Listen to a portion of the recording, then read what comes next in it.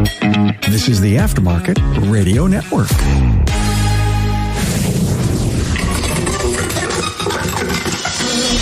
Hey, do you spend your workday putting out fires left and right, but you still make it through the day? Does that resonate with you?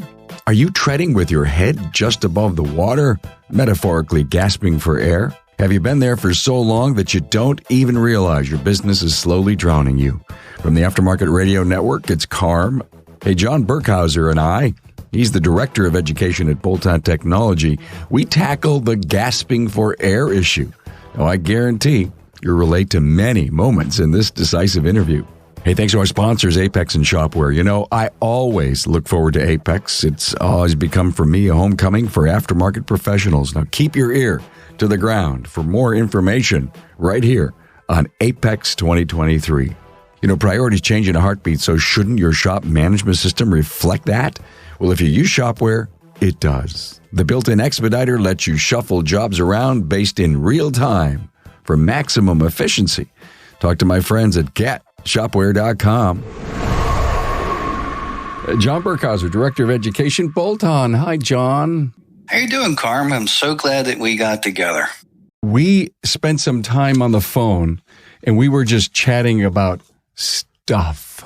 And it ended up that I found out that John was a former lifeguard, which I found so fascinating. And as we were challenging our think about positive things in the industry and some of the challenges that we have, this whole lifeguard thing came up. Is your business drowning you? And we had so much fun with the analogy. And here's what always happens when we have these calls previous to turning on any recorder is we said, man, can we duplicate this in the studio? So here we are. And I sure hope that it benefits everyone. And, you know, a couple of the thoughts that I had, John, was when you said, hey, we used to have a pole to pull people out of the water. I wonder what that is for struggling business. Interesting. Carm, I think the whole thing is about the business understanding what's happening to them, what they're doing in the environment that they are in.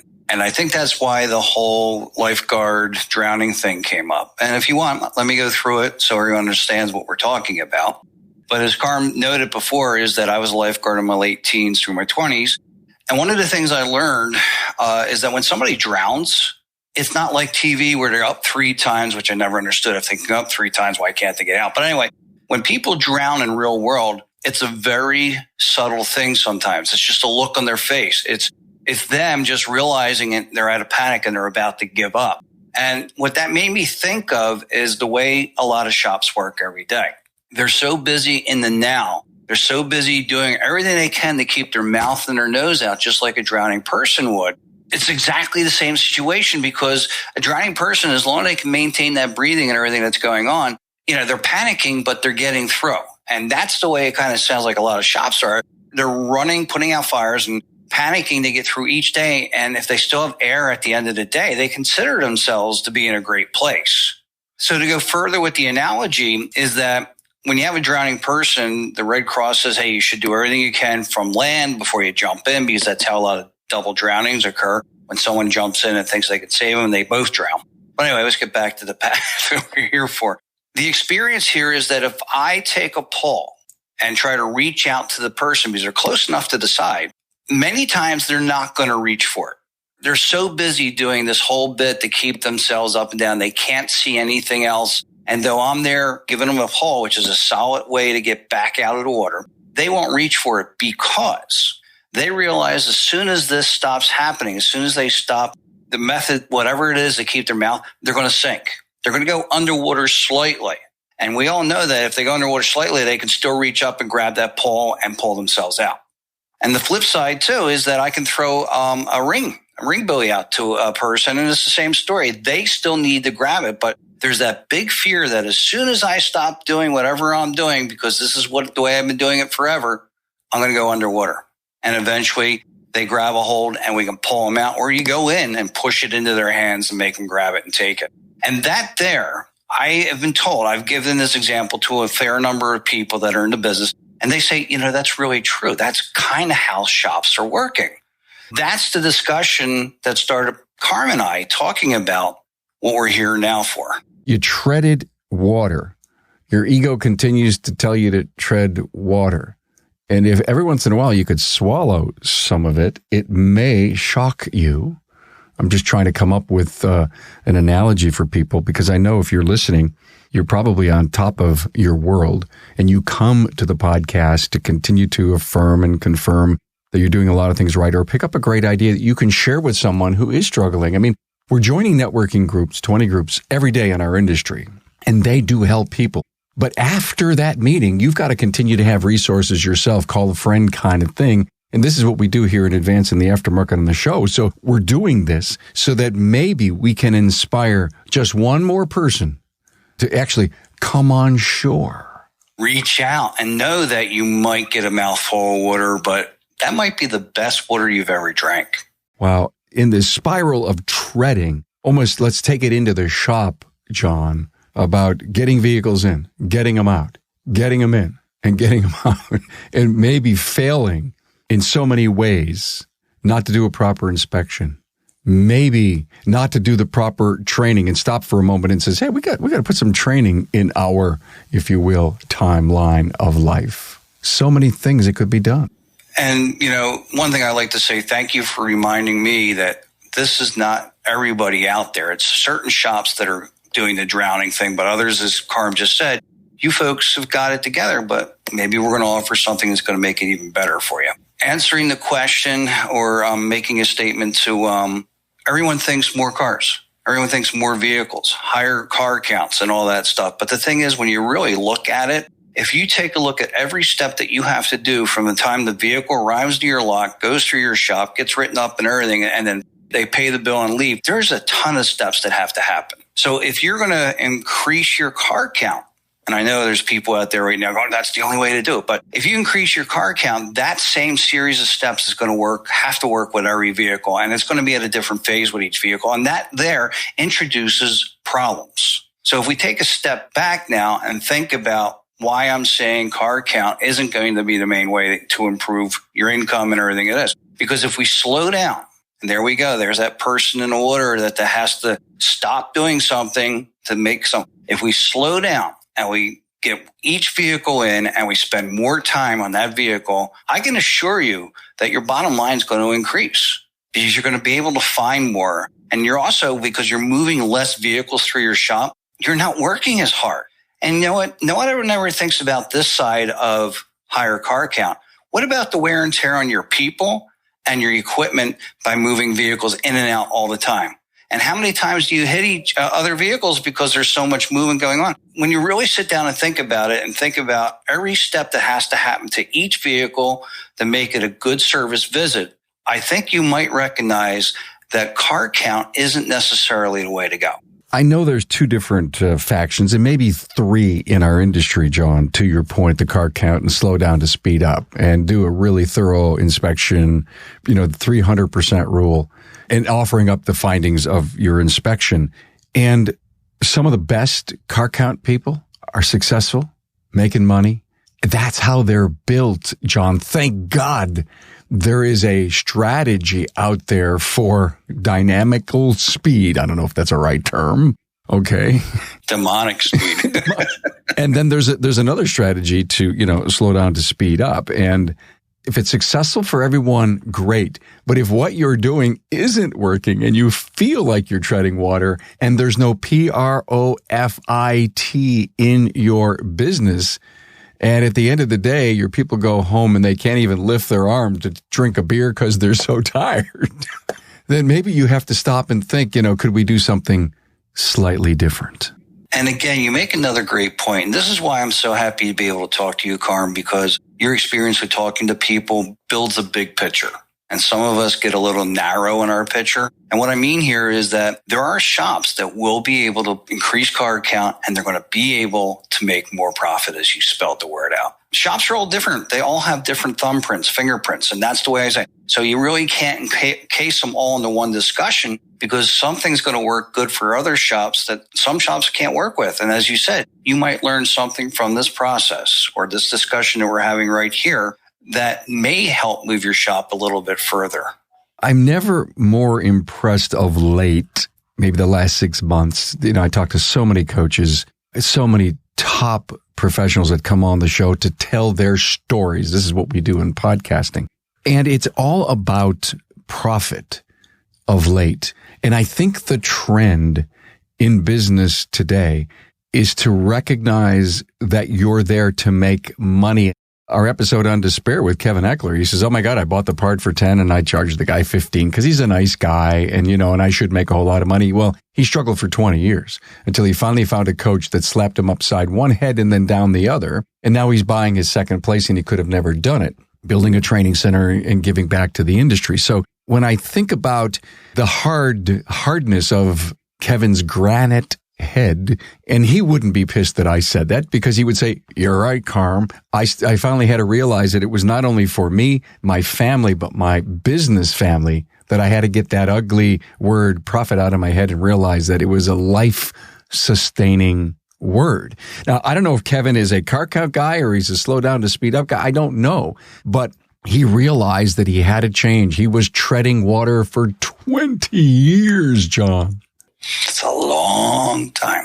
It's a long time. He lost a marriage over it. That's so true. I mean, that's the other side of my approach and my reaching out to you to have this conversation is that if you were only able to work 8 hours, we know in this field an 8-hour day is a short day.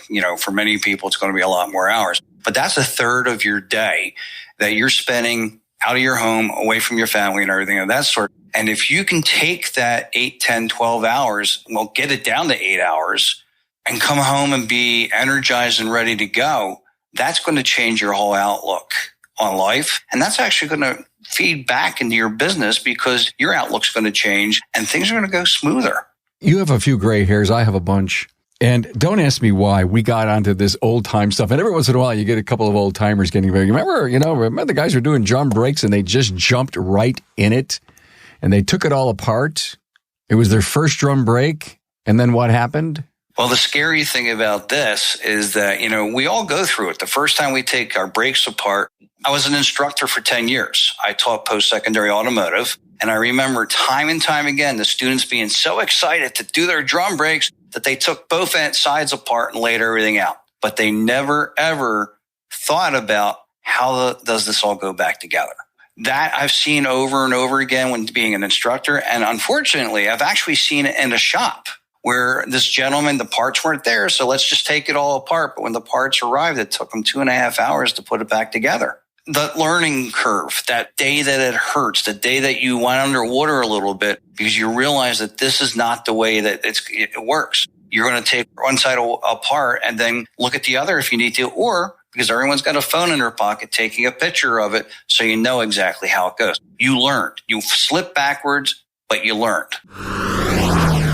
Hey, Carm here. Now, when it comes to technical and management training, nothing beats the caliber of classes and expert trainers that Apex puts together for Repair Shop HQ. And that's because a panel of shop owners selects the best training that will drive your business forward. Training is geared toward shop owners, service advisors, and technicians. Technical classes will include ADAS and calibrations, hybrid and electrical vehicle case studies, CAN bus diagnostics, electrical diagnosis, and using current probes to diagnose drivability dilemmas. On the management side, you'll learn marketing strategies that work, employee retention practices, building a culture that employees will embrace, and more. Expert trainers in this year's lineup include Mike Reynolds, John Thornton, Eric Ziegler, Greg Bunch, Bill Haas, and Kim and Brian Walker. Repair Shop HQ training will take place at Apex November 1st through the 3rd in Las Vegas. To learn more, go to aapexshow.com/training. Nothing tells a customer they need a new part faster than when they see a worn or broken one in their hands. Now, how do you do that in the digital age? Well, it's actually very easy. Thanks to DVX, you can send photos and videos within its messenger platform. It's like nothing else you've ever seen in an auto repair SMS before. Take the best of an Amazon-like experience and use it in your shop to show customers how great you are. DVX also makes it easy for customers to drop you a quick text or answer in the messenger bubble that arises from the repair order. It's like magic. Customers love seeing what they need to do and giving you a quick answer. You'll see your business's potential right in front of you. Your customers get on with their day, and you get back to the repair. everybody wins. It's time. Take it from me.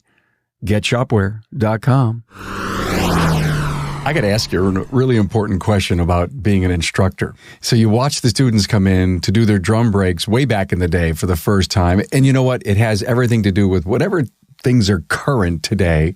Think of the instructor, the power of the instructor to let it happen and not stop the student and say, I really think you should do this and I think you should wait to do that because you want to leave the other side on so you can come back and look on both sides. Think about, is it proper to let them get in trouble knowing you can bail them out? Your own people, your own processes, your own family, your own children. Is it okay to stretch and let them get in a little deeper? But you let people, like a coach would, taking on a client who's struggling for the first time, who's listening to the story, realizing he's going to be a work of art if we're done with this piece of clay, and having to learn. I mean, is it a talent of an instructor to let someone fail a little bit and then climb up and out and learn?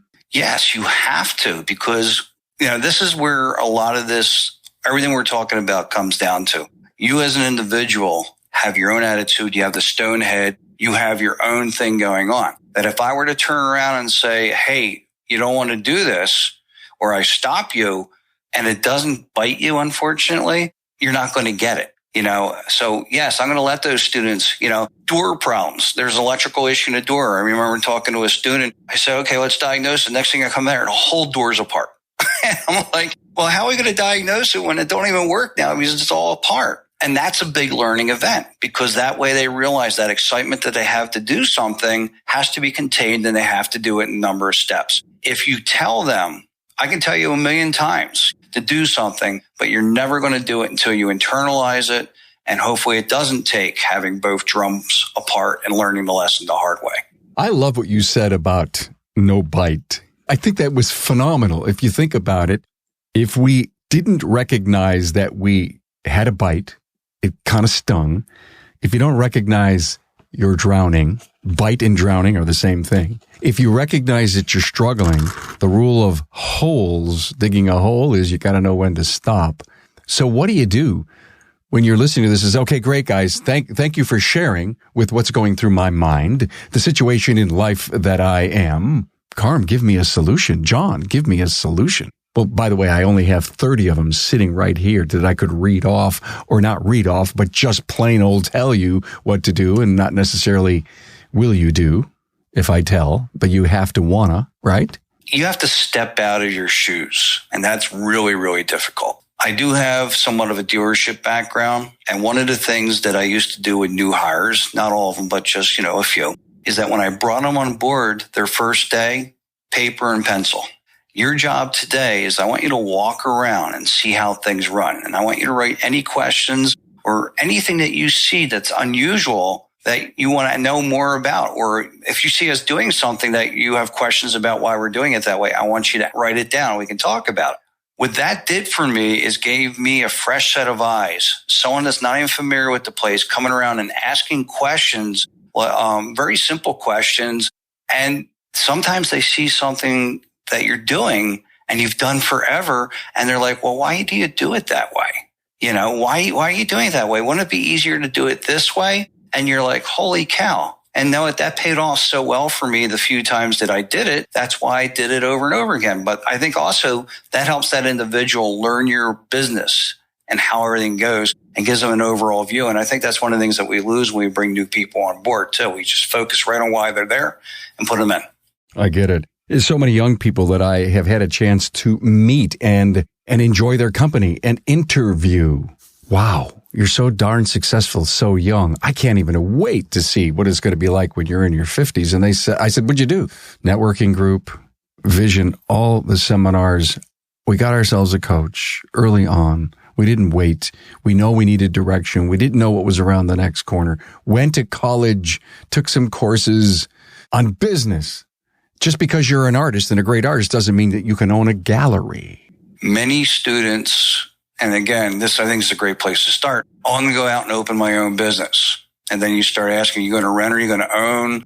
There's so many little intricacies to this that if you don't challenge them with that, it's not going to be a success. Very rarely is it going to be a success. University of Pennsylvania has a small business division here, and you can actually reach out to them, and they will take you through that process of building your step-by-step way to success, okay? Your business plan. And I recommend students to go to this. One of the best things about this plan is that when you start the process and you see everything that they want you to do, that's where we weed people out. You don't have to go through 3 years of your life, 2 years of your life to fail. You can see up front that's not where you want to be. So instead of opening my shop, my art gallery, I'm going to put my art in somebody else's gallery that knows what they're doing. There's this forgetting curve. After 30 days, you continue to lose some of the retention that you had if you didn't put stuff to practice. So I started to think long and hard, and this is I'm not trying to hijack this episode with you, but you just made me think about this new page that I created on my website called Conference. We're busy doing recordings, and I'm going from class to class, seeing my great friends out there teaching, kind of getting a feel what's going on with their curriculum. And I say, wow, wouldn't it be so cool if some of the theory in here could continue once they leave? Now, of course, they may have a book and all their great notes. But now that I've got this, and I know I really realize I have to do some things with my leadership team. How do I continue a learning process? Well, I created a page on my website called Conference, and I bundled an awful lot of the, over 1,100 podcasts in the network. And if you scroll to it, the first one is Succession Group 1. And there's 4 episodes there with brilliant stories, wisdom of the ages to stop and listen to if you're ready to think about selling. How about there's a succession piece, then there's a selling your business piece, and then there's a leadership group 1 and 2.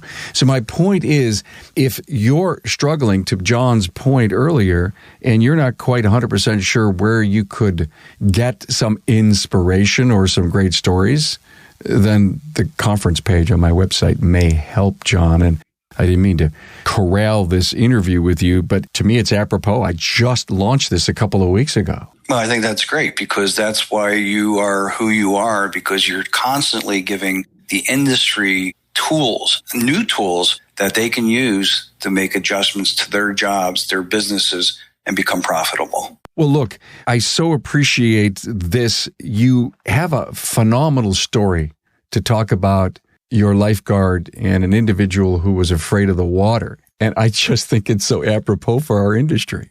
I get chills still when I think about this, because I think of this person being one of it's not my achievement, but it's their achievement, but to being able to be there and help them.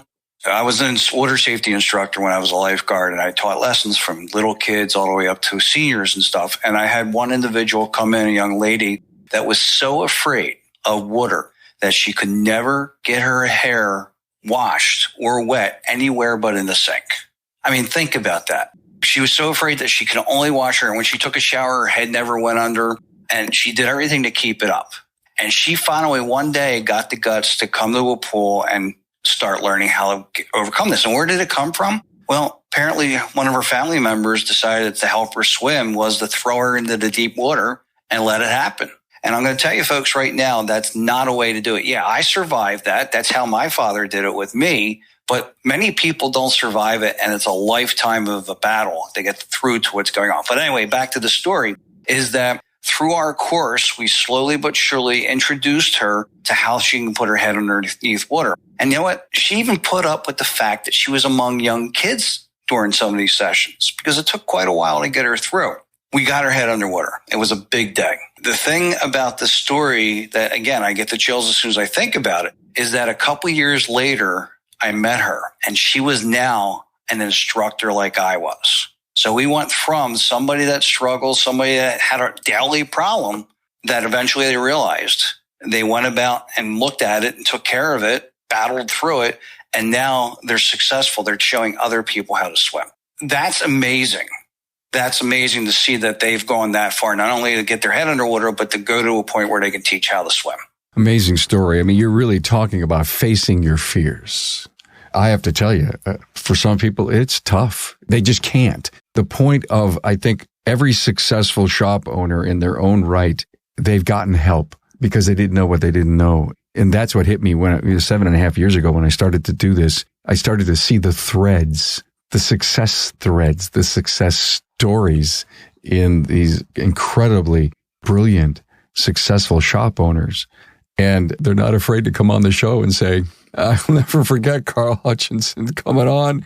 And he said it a bunch of episodes ago. And he says, yeah, I was a jerk.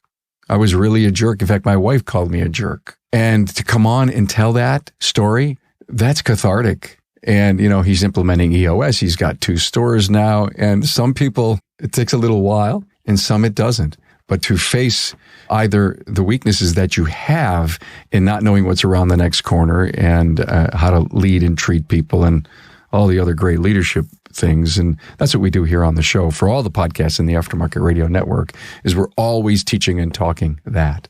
What did we forget? It's up to you. That individual needs to make that decision to make a change. First, as I said, realize what you can change. And this sounds like, Alcoholics Anonymous is realize what you can change and what you can't. Change what you can. And grab a hold of it. Don't just do it for a day or two. The saying is 30 days makes a habit if it's success and works. And here's the thing. Other shops are doing it. They are successful. Look at what's happening for them. And you're struggling with the same thing, but they've got it fixed because they know what they're doing. So the individual, it's up to that individual to make that change, to reach for that pole, to reach for that buoy, to put their head underwater. You just inspired me to think about if you're this individual that we've painted this picture of, and you say, oh, okay, thank you for helping me understand certain places that I could fix this, resources that I could get. But I know it's about me and I have to do this. And so I would almost say to you, please dig down deep inside. Put your ego on the shelf, because while you're drowning and breathing a little air, your stubbornness is your ego telling you that this is okay. Get in front of your people and tell them the truth. Listen, we're treading water here. We're so busy. You guys are working so hard, but we need to change how we do all this stuff. And I need your help. Not only do I need your help to run a better, smarter, more efficient business. If you think it's efficient now, wait till you see what I have planned. But I'm going to change as an individual. You may like the new me. You may not like the new me. But we have to do this together. I need your ideas. I need your support. I need your input. And when I've heard those stories told that you cannot rudder the ship without mates moving the sails, I'm just saying it because I think it's necessary at the end of this episode to tell someone that it is that they can do it. You need to grab the pole and pull yourself out. And as you said, you need the team. That's where most processes see success, is that when the whole team's involved, from starting the idea and putting it in place and using it, that's where success is. Because the other thing is your team members, your people under you, may give you ideas of how to do things and take some of that load off your own shoulder. This was great. Thanks to John Burkhauser, Director of Education, Bolton. Always a pleasure, John. And thank you, Carm. I just want to help people. And if I help one person, like someone that didn't put their head underwater, if I help a shop do better, that's what it's all worth. Thanks for being on board to listen and learn from the premier automotive aftermarket podcast. Until next time.